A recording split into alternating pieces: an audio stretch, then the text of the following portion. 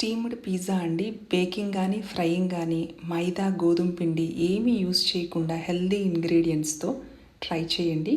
దీనికోసం ఎగ్స్ని బీట్ చేసుకోవాలి. అందులోకి ఉప్పు కారం మిరియాల పొడి వేసి మిక్స్ చేసుకున్నాక ఇలాగా స్టీమ్ ప్లేట్ తీసుకోవాలండి. స్టీమ్ చేసుకోవడం కోసం దీని మీద అరిటాకు కానీ నా దగ్గర అరిటాకు లేదు అని నేను బేకింగ్ పేపర్ యూస్ చేస్తున్నాను. వెజిటబుల్స్ అనేవి మీ చాయిస్.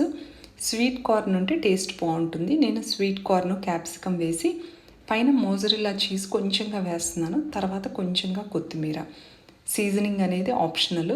ఈ బీట్ చేసుకున్న ఎగ్స్ కూడా దీని మీద వేసుకుని ఇలాగా ఆవిరి మీద 10 to 15 మినిట్స్ మీడియం ఫ్లేమ్లో గనక మనం స్టీమ్ చేసుకుంటే మన పిజ్జా రెడీ అండి. టేస్ట్ చాలా బాగుంటుంది, అలాగే చాలా హెల్దీ. బేకింగ్ కానీ ఫ్రైయింగ్ కానీ అవసరం లేదు. అలాగే గోధుమ పిండి మైదా పిండి ఏది యూస్ చేయట్లేదు కదా. వెయిట్ లాస్ అవ్వాలి అనుకునే వాళ్ళైతే తప్పకుండా ట్రై చేయండి.